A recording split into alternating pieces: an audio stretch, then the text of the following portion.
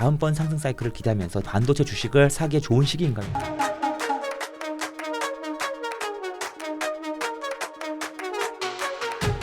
서두르세요. 고정 댓글을 확인하세요. 부동산 얘기를 좀 여쭤볼게요. 대출 규제가 이제 세게 들어왔습니다. 거의 네. 이제 한 8월, 9월, 10월 이렇게. 일단은 서울 지역 아파트 가격은 대출 규제의 영향으로 좀 진정되고 있다. 이렇게 맞습니다. 볼 수 있겠죠. 왜냐하면 부동산이라는 건 온전히 자기 돈만으로 살 수 있는 사람이 극히 제한적이에요. 그런데 대출을 받아야 거래에 참여할 수가 있는데 그 대출을 옥죄면 사고 싶거나 이사 가고 싶어도 못 가는 거죠. 그러다 보니까 거래를 눌러버린 거예요. 거래를 눌렀다는 건 거래가 일어나지 않으니까 실거래가가 올라가는 일도 일부 차단된 거고 그러고 거래가 안 일어나니까 더 떨어진다라는 징후도 일부 차단돼서 그냥 어느 정도 박스권 안에서 그냥 행보하도록 놔둔 거라고 보시는 게 정확한 정답이죠. 근데 어떻게 보면 이것도 사실 이제 관치가 세게 은행들한테 너네 자꾸 대출 그렇게 많이 해주면 아예 뭐 셔터 내리게 만든다. 거의 이 정도까지 간 거잖아요. 네. 그러면 이 미시적인 대출 규제를 언제까지 지속할 수 있을 것인가? 이것도 좀 따져볼 만하지 않을까요? 저는 내년까지는 이 미시적인 대출 규제를 계속할 거로 보여집니다. 왜냐하면 지금 공급에 대해서 추가적으로 즉답을 줄 수 있는 상황이 아니잖아요. 계획만 발표했지. 네. 그럼 공급에 대해서 답을 못 주고 있는 상황에서 이미 수요는 확인이 돼서 가격이 계속 올라가고 있었는데 그래서 그 수요를 없애기 위해서 대출을 규제해버린 거잖아요. 그런데 내년은 그러니까 2025년이라고 그럼 바로 공급에 대해서 어떤 대안이 있다? 그거 아니거든요. 그린벨트 풀어서 공급하는 것도 시간은 오래 걸릴 거고. 최소 5년이에요. 네. 제일 빨라 봐요. 그것도 막 신속하게 해야. 네. 그러니 그것도 답이 아니고 그러면 결국 내년도 규제 풀면 대출 규제 풀면 오른다는 얘기일 가능성이 높거든요. 그러니 당연히 내년까지는 대출 규제를 확 옥죄서 적어도 민심이 부동산 또 올라가기 시작하는데 뭐하고 들이냐 이 소리 듣지 말아야 되겠죠. 근데 문제는 내후년이에요.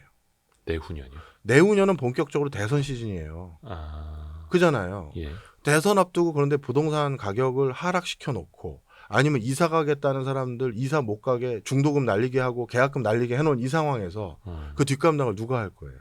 그러니 내후년에는 다시 부동산 부양책이라기보다는 거래 활성화와 지방은 부양책이 맞아요. 이번에 서울은 가격이 많이 올랐지만 지방은 부동산 가격이 오히려 떨어진 지역이 많잖아요. 그러면 민심이 우리 동네 부동산 내 집값 어떻게 할 건데 이런 목소리에 답을 줘야 되는 상황인 거예요. 그러면 내후년에는 다시 부양책 아닌 부양책으로 전환이 될 가능성이 높다. 이렇게 봅니다.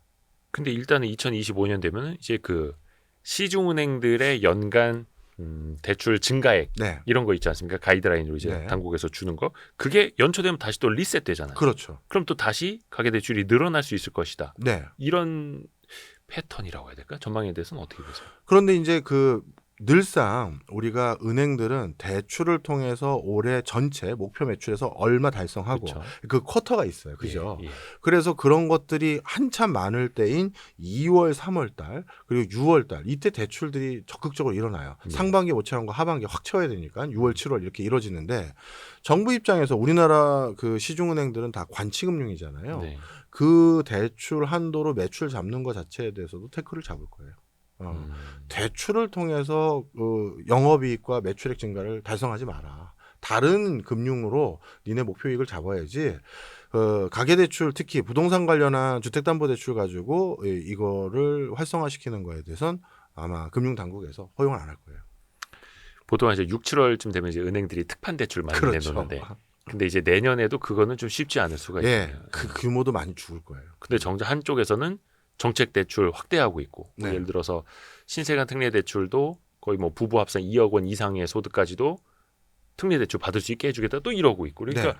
혼란스러운 거죠. 뭐지? 근데 이번에는 진짜 저출산이나 이런 특별한 목적성이 있는 거니까 타겟팅해서 이거는 타겟팅한 거지 않냐. 이게 정부의 입장입니다. 그러면 또 명분은 또 될 테고요. 네. 또 이제 한국은행도 고민이 많을 것 같아요. 이창용 총재가 얼마 전에 그 어떤 강연에서 그 말씀하셨더라고요. 네. 로제 아파트 노래 때문에 네. 집값이 다시 오를까 걱정. 물론 이제 농담만 진담만 이제 네. 하신 거기는 한데 진짜 서울 집값 때문에 기준금리를 추가로 내리는 게 주저될 수밖에 없다. 근데 그게 내수 경기도 엄청나게 안 좋고 물가는 이제 뭐 소비자 물가지수 상승률 뭐 1.3% 1% 초반대까지 내려왔는데 그럼에도 집값이 걱정돼서 금리를 못 내리고 있다. 이 상황은 어떻게 봐야 됩니까? 사실 제가 이창용 총재가 아니시라면 그분이 아니라면 한은 총재가 너무 오지랖이 넓으시네요 이렇게 얘기했을 거예요. 왜냐하면 네. 한은 총재는 그분에게 목적을 부여한 국가가 임무를 준 게 부동산 대책이 아니에요. 물가죠. 물가예요. 그리고 경기 정도. 그죠? 서브 목적이. 그럼 이 두 개만 보시면 되는데 요즘 한은 산하 연구소에서 나오는 보고서도 보면 교육 얘기를 하지 않나. 네. 와, 부동산 얘기를 하지 않나. 오지랖이 넓은 건 맞아요. 네. 예전에 제 전 직장이 KDI에서 하는 일들을 막 해요. 아하. 그냥 다른 총재라면 제가 오지랖입니다. 원래 하는 물가나 잘 잡으시고요. 그다음에 경기와 관련해서 대책이나 잘 세우세요라고 할게.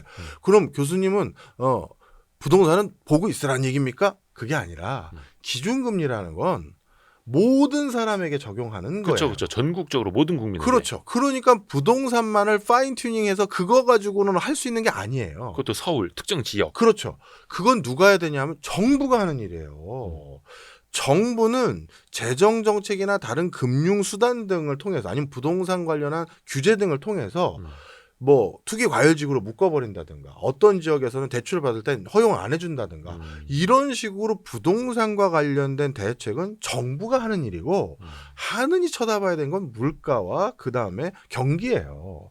그런데 한은 총재인 이창용 총재는 경제학계에 있는 모든 사람들이 인정하는 최절정 고수에다가 학문적인 성과도 제일 높고 그 다음에 이분은 실물 경제도 진짜 아시는 분이에요. 이코노미스트 출신이시고. 예, 아카데믹한 업적만 있는 게 아니라 월드뱅크 IMF죠. IMF 수석 이코노미스트로 실물 경제에 진짜 도가 통하신 분이셨어요. 그럼 원래 실물을 많이 하면 논문은 또 안 써야 된다. 이것도 하니까 야, 이 사람 뭐야 정도인 사람이거든요. 뭐 슈퍼 천재. 그렇죠. 그러다 보니까 이분은 굉장히 어떻게 보면 전문가 집단에서 크레딧이 있어요. 그래서 이분이 하는 워딩은 하는 총재로서 본인이 너무 자신감 있어서 지금 너무 오지랖 부리는 게 아니야? 이게 아니라 정부가 부동산 관련해서 제대로 못하고 있다는 걸 메시지를 던지고 계신 거예요. 보고서로만. 보고서는 아무 법적 권한이 없죠. 연구만 한 거니까. 그리고 구두 발언. 이것도 법적 권한이 없어요. 나 금리 낮춰야 되는데 부동산이 걱정이 많아요. 그게 뭐다? 정부 뭐 하는 거야? 난 지금 금리 낮춰서 경기 챙겨야 되는데 부동산 이대로 놔둘 거야? 이거 무턱대고 금리 턱 낮추면 야, 금리 낮아졌다. 다시 집 사자. 이렇게 돼. 이걸 알리는 거예요. 이게 지금 본인이 부동산을 어떻게 때려잡겠다, 대책을 하겠다. 권한도 없는 사람이 뭘 해요? 그냥 정부 들으라는 건데 정부가 그걸 못 듣는 것 같아요. 한은 총재는 지금 금리 인상을 인하를 제때 안 해서 대통령실에서 뭐라고 했죠? 섭섭하다고 했나? 하여튼 안타깝다고 했나? 뭐 그런 발표는 하고. 그걸 원하는 게 아니라 난 인하를 하려고 하는데 빨리 부동산이나 다른 사이드 이펙트를 잡아달라. 그 얘기 하는 거예요. 그래서 또 정부는 그 사이에 대출 규제를 막 더 세게 했던 거고 사실은. 네. 어떻게 보면은 쿵짝이 맞는 것 같으면서도 또 엇박자 같기도 하고. 저는 그게 한은 총재 그 발언을 보고 대출 규제를 했다고 생각하진 않고요. 오히려 집값이 너무 급등하니까 그래서 공급 대책을 내놨는데 공급 대책만 가지고는 불이 안 꺼졌어요. 그러니 지난 정권에 했던 수단인 수요 옥죄는 거. 그거는 그렇게 해서 부동산 해결 안 된다. 공급이 답이다 했던 사람들이란 말이에요. 네네네. 저도 간담회 한두 번 갔었거든요. 그러니까 다 그 사람들 공급 중심자들이 앉아 있었어요. 그걸로 방안을 내놨는데 안 꺼진 거야. 그러니 지난번에 했던 거와 똑같은 걸 한 거예요. 수요 억제책. 수요 억제책. 그러니 머쓱한 거죠. 그래서 머쓱한 정책이 뒤늦게 나온 거고요. 잡으려고 한은 총재 발언 보고 한 것 같진 않아요. 그러면 이제 현재까지 이런 재료들을 모아봤을 때 교수님은 내년에 2025년에 대한민국 부동산 소강 집값이 상태. 소강 상태. 그래서 어느 정도 이제 진폭만 유지하면서 행보할 수 있는. 거래량이 일어날 수 있는 상황을 다 억제해버린 거잖아요. 금리는 낮아서 사고 싶은 사람 많은데 그런데 조심하셔야 될 게 우리가 부동산 사러 갈 때 한은 가서 대출 받는 거 아니죠? 기준금리가 중요한 게 아니라 하는 가서 대출 받고 싶다. 그게 훨씬 쌀 텐데. 아 진짜. 나도. 도매로. 네. 그런데 주택담보대출 금리가 기준금리 기조와 다르게 움직일 때가 많아요. 그러니까요. 네, 그래서 이거는 한은의 기준금리가 낮아지는 건 시중의 주택담보대출금리나 주택 관련한 금리 기조가 낮아질 수 있는 중요한 변수 하나가 움직였을 뿐인 것이지 이걸로 시중 주택담보대출금리가 무조건 낮아진다고 볼 수는 없는데요. 그래서 요지는 하여튼 금리 낮아지는 상황에서 부동산 오를까봐 우려하는 한은 총재. 그러나 그 과정에서 아직 대안을 찾지 못했던 정부는 거래 단속. 요거가 내년이에요. 그래서 어떻게 보면 소강 상태지만 어떻게 보면은 일촉즉발일 수도 그렇죠. 있을까요? 예, 일촉즉발이죠. 나중에 결국 묵힌 수요까지 한 번에 터지는 거예요. 아, 예. 이사 가야 되는데 이번에 이사 못 간 사람 천지거든요. 나 계약금 1,000만 원 걸어놓고 왔는데 갑자기 한 달 만에 은행 갔더니 지난번에 물어보고 왔었는데 이제 대출이 안 된다는 거예요. 그럼 내 계약금 어떻게 되는 거야? 이런 사람 많았어요 이번에. 그렇죠. 그래서 이런 것들이 이제 한 번에 터져서 아버지가 전출 가서 글로 이사 가야 되는데 못 가고 있었는데 이제 가게 되거나 아이 고등학교 졸업해서 이제 우리 굳이 이런 상급지 살 필요 없어서 어디 이사 가기로 했다라든가 이런 수조가 한꺼번에 터질 겁니다. 또 금리도 기준금리는 내려가고 있는데 네. 은행의 대출금리는 올라가고 있고 은행들도 예금금리 내리고 있는데 대출금리는 더 올리고 있고 네. 근데 그게 과거 같았으면 막 당장 금감원에서 은행장들 모이라고 했을 텐데 오히려 더 잘하고 있어. 그렇죠. 잘하고 있어. 네, 이런 그렇죠. 신호를 주고 네. 있고 와 굉장히 이 언밸런스한 시대를 또 우리가 살아가고 있고 그렇죠. 헷갈립니다. 어렵습니다. 그래서 앞에서도 이야기를 해주셨습니다만 근데 이제 공급론자들이 지금 이제 정부의 주요 요직에 있기는 한데 주택 공급을 확대하는 방안도 쉽지는 않고 빨리는 안 되고 당연히 그럼요. 그게 계속 맴도는 거예요. 쉽게 이게. 되는 게 아니에요. 근데 그 할 수 있는 방안이 또 있지 않습니까? 재건축. 재건축 말씀을 드릴게요. 예. 이 재건축이 원래 네. 그 옛날 아파트에 오래전부터 살고 계셨던 분들이 있다면 네. 지금 뭐 실제 시공단가 많이 오르고 하는 게 있다 하더라도 본인이 이 아파트 살 때가 너무 저가격에 샀기 때문에 뭐 초과이익 환수하고 뭐 이게 그 공사비 올라가고 해서 해도 남아요 그분들은. 예를 들어서 현재 20억이지만 옛날에 뭐 5억에 분양받았던 그러니까요. 분들. 그런데 그 사이에 우리나라의 부동산을 거주의 대상이 아니라 투자의 대상으로 보는 문화가 이제 10년이 넘어가고 있거든요. 그러다 보니까 재건축 테마 타고 중간에 어설프게 비싸졌을 때 산 사람들이 이제 섞여 살고 있어요. 이 사람들은 초과이익 그쵸. 환수를 이거 내고 지금 이 시공비 감당하면 나는 이득이 아니에요. 안 되죠. 난 동의 못해. 이러고 있는 데가 너무 많아졌어요. 그러다 보니 재건축도 생각보다 쉽게는 안 될 겁니다. 그래서 뭐 동의율을 낮춘다라든지 그 앞단에서 뭐 안전진단을 뭐 면제해 준다든지 여러 네. 가지 이제 빨리 활성화할 수 있는 정책들은 내놓고 있잖아요. 네, 안전진단하고 동의율 낮춘 거 이걸 얘기를 드리면 동의율 낮춘 거는 굉장히 잘한 일이에요. 그거는 재건축으로 진입할 수 있는 굉장히 빠른 경로를 만든 건 분명한데 안전진단과 다른 것들을 패러럴하게 같이 진행할 수 있다. 이거는 거의 뭐 실제 안 해본 사람이 그 법안 만든 것 같아요. 그거 그렇게 한다고 재건축이 최종 완공될 때까지 짧아지는 게 아니에요. 네.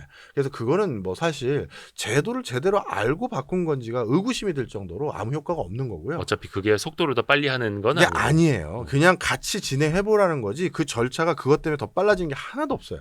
그런데 오히려 동의율을 낮춰주는 거 대건축에 찬성할 겁니까 했을 때 낮춰주는 거는 진짜 그거는 재건축까지 첫 발을 뜨는 데는 굉장히 도움되는 건 맞아요.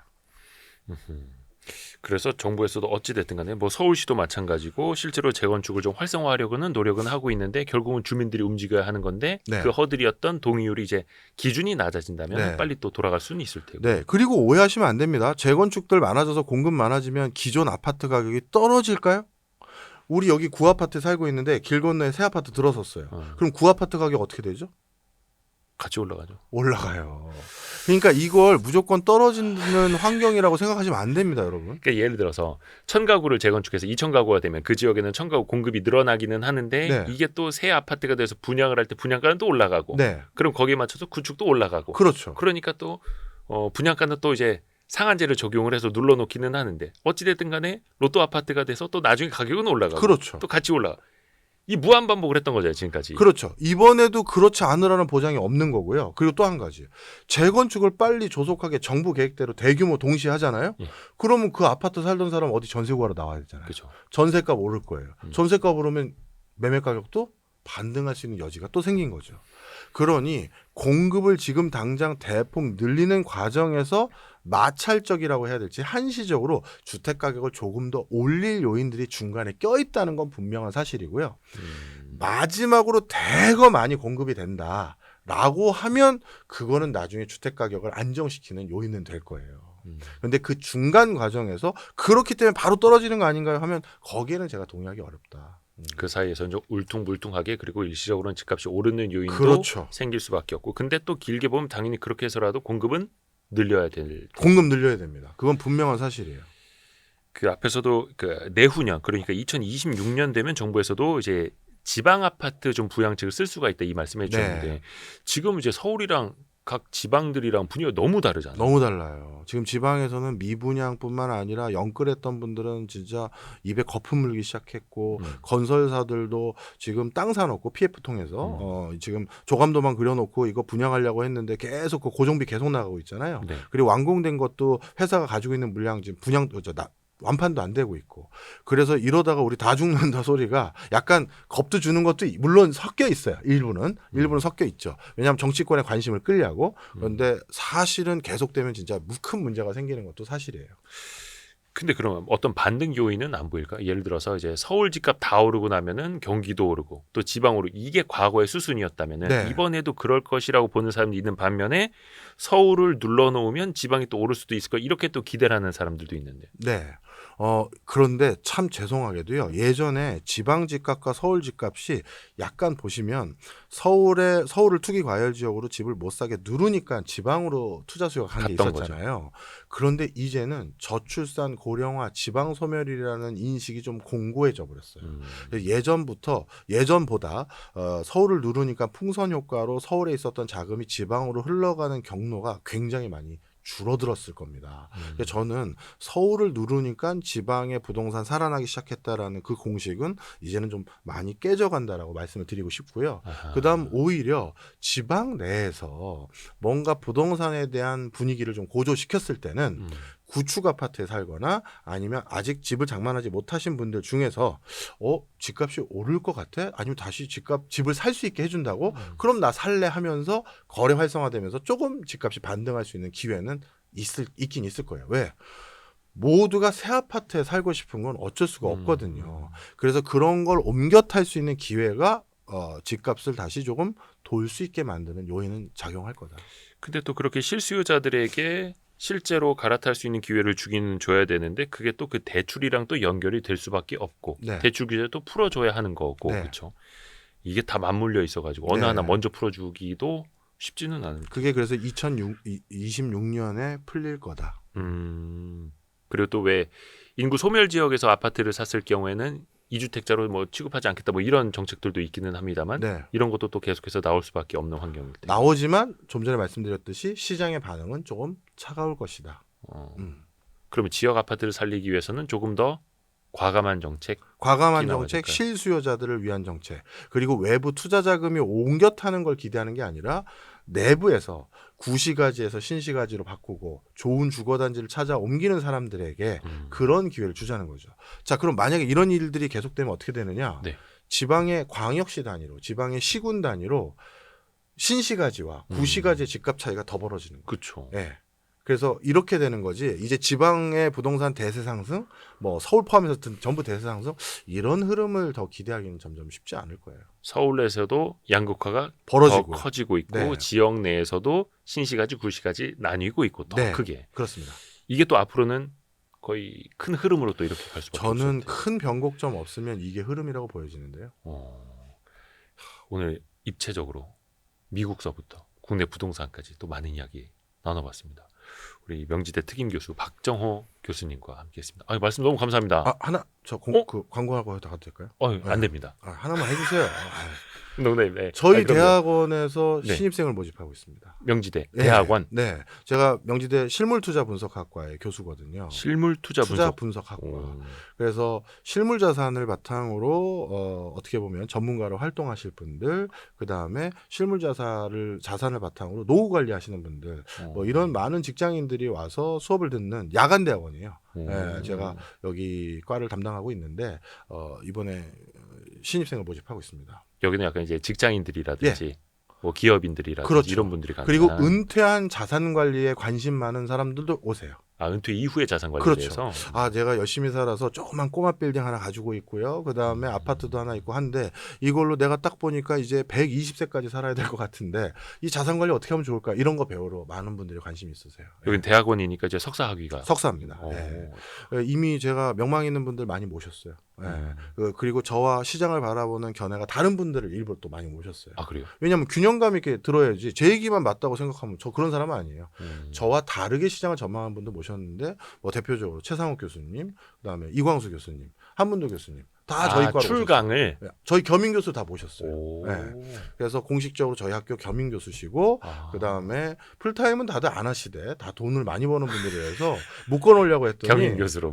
됐어, 내 강의나 하고 전체 교수 워크숍이나 논문지나 이럴 땐 도와주시겠다고 하는데 절대 풀타임 안 하시더라고요. 하여튼 스타 교수님들이 많이 계시네. 많이 모셔왔어요. 그래서 다양한 의견들을 들을 수 있고요. 이쪽 분이 얘기한 거 반대쪽에 그 교수님은 그렇게 얘기하는데 어떻게 생각하느냐, 이런 게 우리 대학원의 장점이에요. 또 이번에 진짜 특임 역할을 하셨네요. 네. 명지대 특임 교수님. 그리고 실물투자 분석학과 대학원 또 이제 관심 있으신 분들은 또 띠링띠링 이렇게 연락해 보면 되는 겁니까? 그럼요. 저희 학교에 전화 주시면 아마 제 번호로 넘길 거예요. 명지대 교수님이란다. 갈비뼈 아픈데요 지금. 박정현 교수님 감사합니다. 고맙습니다. 고생하셨습니다. 다음번 상승 사이클을 기대하면서 반도체 주식을 사기에 좋은 시기인가요?